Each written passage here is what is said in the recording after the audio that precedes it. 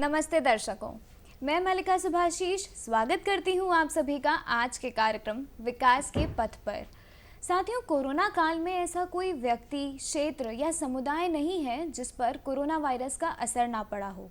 आज हम ऐसे ही एक समुदाय के बारे में बात करेंगे। हमारे आज के कार्यक्रम का विषय है कोरोना काल में आदिवासियों के जीवन में क्या परिवर्तन आए हैं। और इस विषय पर हमसे चर्चा करने आज स्टूडियो में मौजूद हैं बीएस राउते जी, जो छत्तीसगढ़ सर्व आदिवासी समाज के कार्यकारी अध्यक्ष हैं। बीएस राउते जी, मैं आपका स्वागत करती हूं। नमस्ते। जय जोहार। जय जोहार।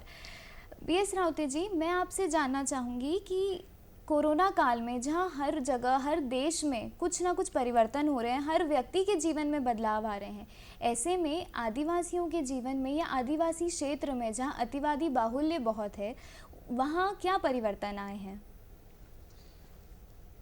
देखिए, इस प्रकार की घटनाएं बहुत कम देखने को मिला है। ये पहली बार हुआ कि पूरे देश में, सभी विश्व के सभी देशों में एक महामारी का प्रकोप आया और लोगों ने अपने अपने हिसाब से प्रकाशन प्रारंभ किया। लेकिन सरकार की जो गाइडलाइन मिला था उसके आधार पे सारे लोगों का जीवन एक प्रकार से एक परिवर्तनकारी हो गया। जो आज तक जीवन जीते थे उसमें बहुत कुछ सुधार हुआ और रहन सहन का स्तर, साफ सफाई का स्तर, एक दूसरे से कैसे दूरी बना के रखें, बहुत से ऐसे चीज़ें हैं, छोटी छोटी बातें हैं, उस पर फोकस किया गया और एक क्रांतिकारी परिवर्तन तो आया है। लेकिन आदिवासी समाज में शुरू से गाँव में जो बस्तर जैसे इलाके हैं वहाँ पर मकानों की दूरी 100 मीटर से 500 मीटर की रहती है, तो वहाँ वो प्रकोप का संक्रमण का उतना डर नहीं आया। लेकिन फिर भी एक माहौल ऐसा बना कि उनके भी जीवन में जो साफ सफाई करके रहना है, नियमित स्नान करना है, हाथ धोना है, ये सब बातों पर फर्क पड़ा। और ख़ास करके बाज़ारों में जो भीड़ था उस पर बहुत बड़ा फर्क पड़ा और लोग एक प्रकार से सचेत हो गए कि अगर हमको आगे जीना है तो इस संकट के समय को बड़े सावधानी से मुकाबला करना है। इस तरह से लोगों के जीवन में काफ़ी परिवर्तन आया और बिना कहे कुछ शुरू में ज़रूर समझाने की ज़रूरत थी, लेकिन बाद में एक आदत जैसी हो गई लोगों में कि आओ आज भी ये महसूस कर रहे हैं कि हमको जीना है तो स्वच्छता की ओर और कुछ सावधानियां हैं, अनिवार्य है, उसका पालन करना चाहिए। अभी आपने जैसे कहा कि शुरुआत में ज़रूरत पड़ी थी कि जागरूकता फैलाई जाए, तो उस समय आप क्या प्रयास किए गए इनमें जागरूकता फैलाने के लिए कि आपको बार बार हाथ धोना है, मास्क पहनना ज़रूरी है, घरों की दूरी है पर लोगों में भी दूरी रखना ज़रूरी है, तो उसके लिए क्या प्रयास किए गए? इसके लिए सबसे पहले तो शासन की ओर से और स्वास्थ्य विभाग की ओर से एक गाइडलाइन जारी किया गया। उसको सारे स्कूल के माध्यम से, पंचायतों के माध्यम से और जो भी सरकार के छोटे छोटे संगठन हैं जो गांव स्तर पे है उनके माध्यम से लगातार इस बात का प्रचार किया गया, चाहे वो पुलिस थाना के माध्यम से हो, जो भी सामाजिक संगठन है उनके माध्यम से भी ये बताया गया कि अभी हमको बड़ी सावधानी से रहना है, खान पान को गर्म खाना है, गर्म पानी पीना है। इस तरह से बहुत से ऐसे जो कभी ध्यान नहीं देते थे, ऐसे बिंदुओं पर शासन द्वारा या लोगों के द्वारा अपनी अपनी जो सोच है उसको बदलने के लिए प्रेरित किया गया। और ये एक अवसर ऐसा आया कि अब लोगों को बिना कहे बहुत से ऐसे काम हैं या कहना चाहिए स्वास्थ्य के लिए हानिकारक चीज़ें हैं उसको छोड़ना पड़ा। जैसे हमने देखा यहाँ पर गुड़ाखू का बहुत प्रचार प्रसार है और बहुत लोग, ऐसा लगता है कि 75% लोग गुड़ाखू करते थे, लेकिन अब मैं कहता हूँ कि जो सर्वे में आया और बातचीत से कि गुड़ाखू का दाम बढ़ने से लोग कम आवश्यकता में जीना सीख गए और गुड़ाखू के बिना भी जीना सीख गए। ऐसी कई नशीली वस्तुएं हैं जिसको छोड़ चुके हैं लोग। मतलब एक सामान्य जीवन में, सादगीपूर्ण जीवन में आदमी ढलने की कोशिश किया। ये कोरोना के कारण ही ऐसा संभव हुआ। अगर कोरोना नहीं आता तो हर आदमी अपने में मस्त था, बिना किसी भेदभाव के या बिना किसी परहेज के कहीं भी आते जाते थे। उस पर रुकावट लगा है और निश्चित ही एक जीवन जीने की कला सीखने का, अपने जीवन में क्या हम सुधार कर सकते हैं, उस पर भी लोगों का ध्यान गया है। बिल्कुल, कोरोना काल में ये एक सबसे अच्छी चीज़ हुई है कि लोगों ने अपने जीवन में अच्छे परिवर्तन भी लाए हैं। आप दौरे पर जाते होंगे ऐसे क्षेत्रों में, तो आप वहाँ पर आपको क्या लगता है कि जब अभी हर जगह ऑनलाइन पढ़ाई हो रही है, सबके पास बिजली, लैपटॉप, मोबाइल ऐसी चीज़ें होना ज़रूरी हो गया है कोरोना काल में, तो आदिवासी क्षेत्रों में जहाँ शायद सबके पास लैपटॉप या मोबाइल की सुविधा नहीं होती है, तो उनकी शिक्षा पर क्या असर पड़ रहा है? अभी जब से कोरोना काल मार्च से लागू हुआ है, तब से स्कूलें एक प्रकार से बंद हो गई और स्वाभाविक है, संक्रमण इस तरह से था कि वो वायरस एक दूसरे से फैल रहे थे, वो भी सांस के द्वारा, तो इसीलिए दूरी बनाने के लिए स्कूलों को बंद किया गया। लेकिन धीरे धीरे ये लोगों ने तकनीकी सलाह दिया गया कि स्कूल को पूरा बंद किए हैं, लेकिन शिक्षा का जो नीति है या विकास है उसको निरंतर जारी रखना है, इसलिए ऑनलाइन पढ़ाई का सिस्टम डेवलप किए। तो ये तकनीकी जो विकास हुआ है उसका लाभ ग्रामीणों तक पहुँचे, इसका पूरा प्रयास शासन द्वारा हर माध्यम से, चाहे संकुल के माध्यम से हो या प्राथमिक शाला के हेडमास्टर के माध्यम से हो या हाई स्कूल के चेंबर से, इस तरह से व्यवस्था किया गया। लेकिन उसमें थोड़ा सा परेशानी ये आया कि हर बच्चों के पास उस स्तर का मोबाइल नहीं है जिससे वो ऑनलाइन पढ़ाई कर सके। तो भविष्य में हमको और आगे भी ज़रूरत पड़ सकती है, क्योंकि अब जो समस्या आया है वो परमानेंट कितना समाप्त होता है ये बात के मुद्दा है, लेकिन हमारी तैयारी होना चाहिए कि भविष्य में इस तरह से और अच्छे से पढ़ाई कैसे किया जा सके, उस पर फोकस करना चाहिए। क्योंकि जब तक शिक्षा है तब तक ज्ञान है और मनुष्य का विकास है। अगर बिना शिक्षा के मनुष्य का विकास संभव नहीं है और देश दुनिया के बारे में जो जानकारी मिलती है वो ऑनलाइन या तकनीकी माध्यम से, दूरदर्शन के माध्यम से, टीवी के माध्यम से, समाचार पत्रों के माध्यम से मिलता है। तो इनका विकास गांव तक जरूर होना चाहिए और इसका निरंतर प्रयास भी करना चाहिए। जी, कोरोना के कारण लोगों के रोज़गार में, दिनचर्या में तो बदलाव आया है, पर उससे रोज़गार पे क्या असर पड़ा है? देखिए, गांव में जहाँ तक मैं देखा हूँ और जानता हूँ, जंगलों में तेंदुपत्ता और महुए का फल जो बीनते हैं जी, तो वो समूह में नहीं है, अलग अलग जगह पेड़ है, पेड़ अलग अलग है, तो अपने अपने गांव, अपने अपने खेतों के हिसाब से काम करते हैं, तो वो काम प्रभावित नहीं हुआ। लेकिन जहाँ तक मनरेगा का है काम है, समूह में तालाब बनाना या सड़क बनाना, उस पर थोड़ा प्रभाव पड़ा था। लेकिन उसके लिए भी व्यवस्था किया गया कि ग्रुपों में, कुछ ग्रुपों में बांट के काम दिया गया। तो गाँव का काम उतना प्रभावित नहीं हुआ जितना शहरों का हुआ, क्योंकि शहर में बहुत भीड़ हो जाता था और एक दूसरे अन्य जगहों से लोग आकर शहर में जुड़ते हैं और बहुत ज़्यादा काम करते हैं, इसलिए शहर में प्रभाव था। लेकिन गांव में काम का रुकावट नहीं हुआ और आहिस्ता आहिस्ता जो सावधानियां या जो प्रिकॉशन दिया गया था उस आधार पे काम चलता रहा और अच्छा काम चला। कोई बहुत बेरोजगारी नहीं रहा गाँव में, क्योंकि धीरे से मनरेगा का काम भी सरकार ने चालू किया था और सबसे बड़ी सुविधा उनको भोजन लाए, चावल दाल की व्यवस्था किया गया।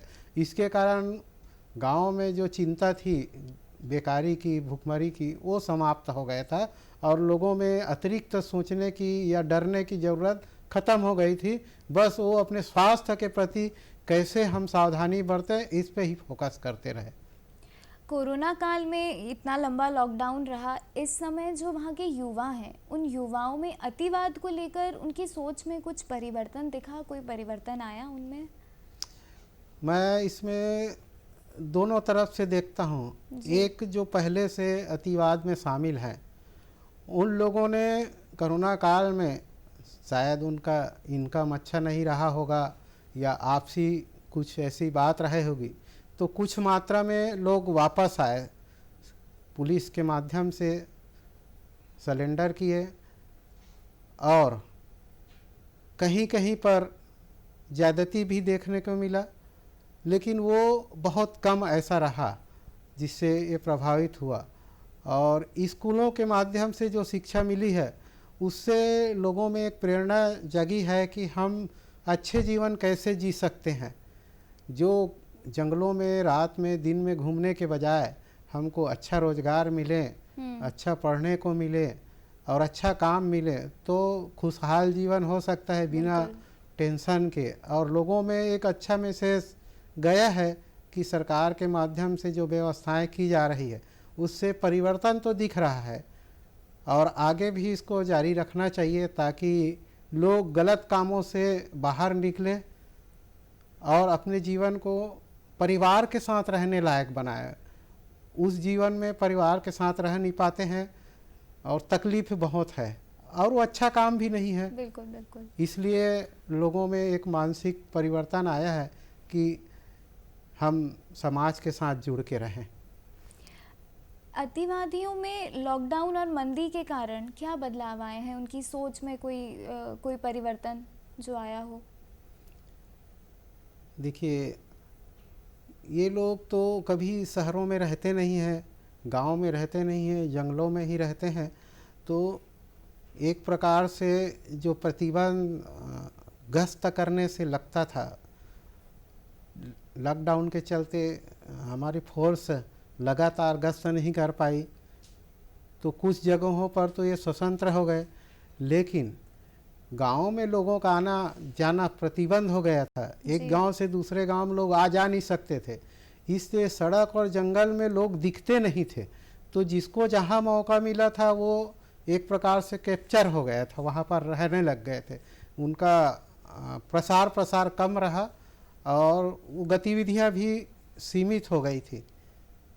एक बार सा कहा जाए कि कोरोना काल में ये सब गतियों में रुकावट आई थी पहले की तुलना में, और लगातार अब फिर से सरकार के द्वारा जो नीति अपनाई गई है उसको प्रभावशाली बनाएंगे तो निश्चित ही इसमें कमी आएगी, ऐसा हम लोग सोचते हैं।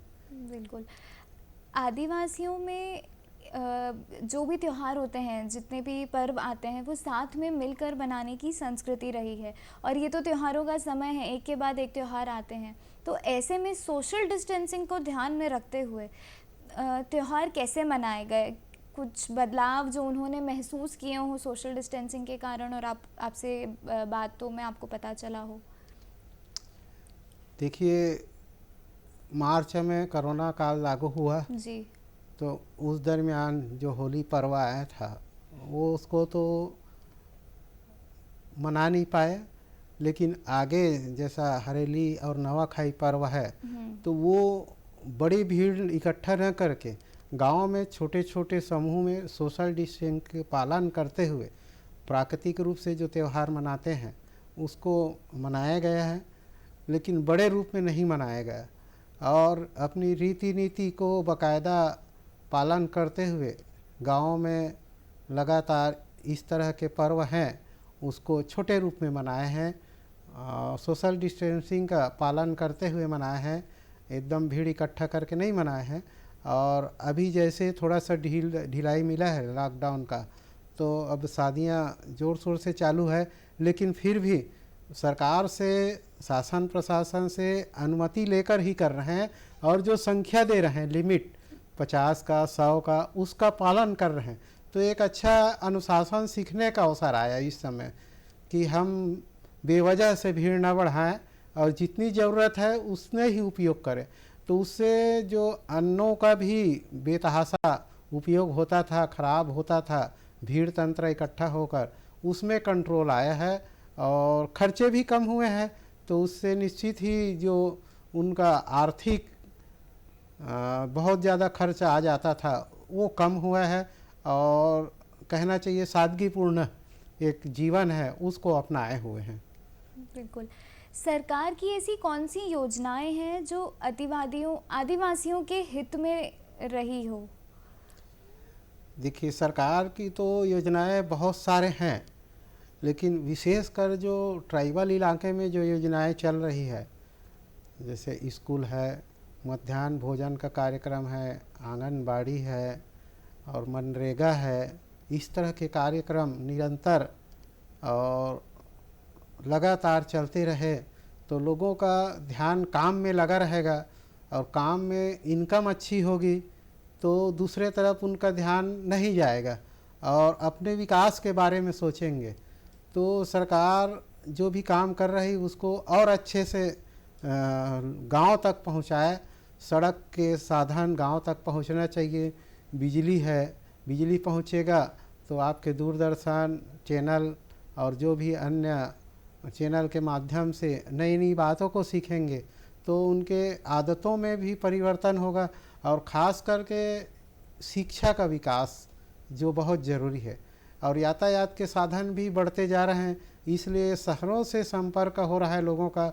शहरों से संपर्क हो रहा है तो उनके रहन सहन का स्तर परिवर्तन हो रहा है, और जो गांव में खाने पीने का जो स्तर था उसमें भी परिवर्तन आ रहा है। लोग अच्छी चीज़ खाना पसंद करेंगे और एक माहौल बन रहा है कि हम स्वास्थ्य के प्रति जागरूक हों और स्वच्छता को ध्यान रखें, पानी को जमा न होने दें ताकि बीमारी न फैले। और इस कोरोना के कारण जो एक सावधानी बरती गई है स्वास्थ्य के प्रति, वो सबसे बड़ा अमूलचूल परिवर्तन है ग्रामीणों के जीवन में, कि भविष्य में हमको स्वस्थ रहना है तो बहुत सारे इन चीज़ों को बारीकी से ध्यान देना होगा, और स्वच्छता का ध्यान देना होगा, सफाई का ध्यान देना होगा। इस तरह से एक भावनाएं प्रबल हुई है लोगों में जो पहले कम दिखाई देता। हम लोग भी कई बार गांव में जाते हैं और लोगों को बताते थे तो उतना केयर नहीं करते थे, लेकिन इस कोरोना काल में जो सावधानी बरती गई और शासन प्रशासन द्वारा जो हिदायत दिए गए वो बहुत लाभकारी रहा है। आप हमारे दर्शकों को क्या संदेश देना चाहेंगे? दर्शकों को मेरी तरफ से यही संदेश है कि सारे लोग सबसे पहले स्वच्छता के प्रति ध्यान दें और स्वस्थ रहें, तभी हम अच्छे कोई काम की ओर सोच सकते हैं।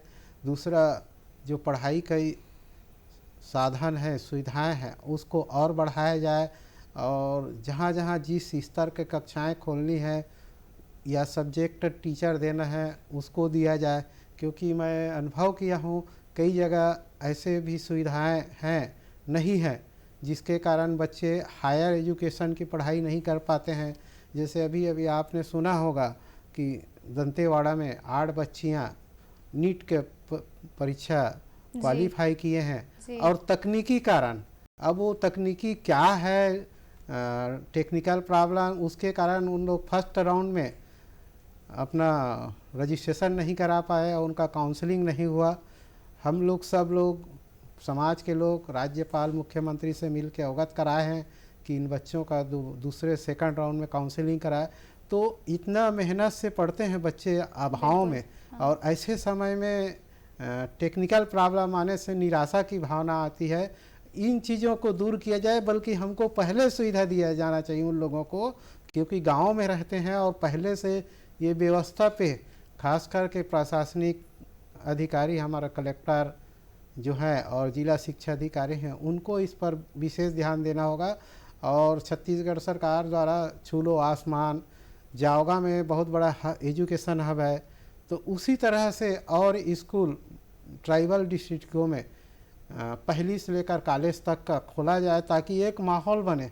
और शिक्षा जब तक मनुष्य पर या छात्रों तक नहीं पहुंचेगा तो उनके जीवन में रोशनी भी उस स्तर का नहीं पहुंचेगा, और रोशनी पहुंचाने के लिए हमको शिक्षा की व्यवस्था को मजबूत करना पड़ेगा, उन तक पहुंचाना पड़ेगा। यही संदेश है, क्योंकि कहते हैं जब तक शिक्षा है तब तक जीवन सुखमय है। अभी आपने छूलो आसमान की बात की, इसके बारे में हमारे दर्शकों को बताइए, ये क्या है? ये जो अतिवादियों से प्रभावित बच्चे थे, जिनके माँ बाप कहीं दुर्घटना में प्रभावित हुए, उनके लिए एक स्कूल अलग से चालू किया गया है और कई गांव उजड़ गए हैं, उन गांव के बच्चों को लाए गए। तो इस तरह एक लोगों में शिक्षा के प्रति जागरूकता लाने के लिए बच्चों को एक जगह एक स्कूल में रखकर, स्कूल और रहने का भी हॉस्टल भी वहीं पर है, आश्रम जैसा, तो उनको किसी भी प्रकार की चिंता नहीं है, उनकी रहन सहन, भोजन, कपड़े, किताब, कॉपी सबकी व्यवस्था कर रहे हैं। तो ये एक अच्छा प्रयास है सरकार का कि शासन स्तर पे सुविधाएं दे। तो ये इसकी संख्या कोई ज़रूरी नहीं है कि दुर्घटना में ही माँ बाप ख़त्म हो तभी ये व्यवस्था दे, लेकिन ऐसे पहुँचहीन गाँवों में, जैसे अभी भी कई जगह ये बारसूर से आगे हांदावाड़ा है, उधर सड़क नहीं बना है। आप लोगों ने पढ़ा होगा, नाव से नदी पार करके नर्स लोग जाते हैं, शिक्षक लोग जाते हैं, तो उधर सुविधाएं उपलब्ध कराएं और ऐसी हॉस्टल खोल दें ताकि बच्चे आसानी से पढ़ सके। तो ये सुविधाएं होने से शिक्षा का स्तर सब जगह पहुंच जाएगा और तो लोगों में भी जीने का एक अलग आनंद आएगा और शिक्षा ही सब कुछ है आज के समय में। शिक्षा तो सबसे ज़रूरी है। राउते जी, आपका बहुत बहुत धन्यवाद जो आज आप हमारे कार्यक्रम में आए और हमारे दर्शकों से इतनी सारी जानकारी साझा की। सबसे अच्छी बात जो मुझे आज के वार्तालाप की ये लगी कि जहाँ कोरोना की सबको बुराई दिख रही है, वहाँ आपने एक सकारात्मक चीज़ भी दिखाई कि लोगों के जीवन में बहुत अच्छे बदलाव आए हैं। लोगों ने सफाई के प्रति अपनी जागरूकता बढ़ाई है, सोशल डिस्टेंसिंग का ध्यान रखा जा रहा है, चाहे त्यौहार हों चाहे शादियाँ हों, लोग फिर भी अपनी सेहत को पहले रखते हुए सारे त्यौहार मना रहे हैं, जो कि वाकई बहुत अच्छी बात है। आशा करती हूँ दोस्तों आपको आज का कार्यक्रम बहुत अच्छा लगा हो और ऐसे ही अलग नए विषय लेकर हम वापस से आएंगे। फिलहाल के लिए नमस्कार।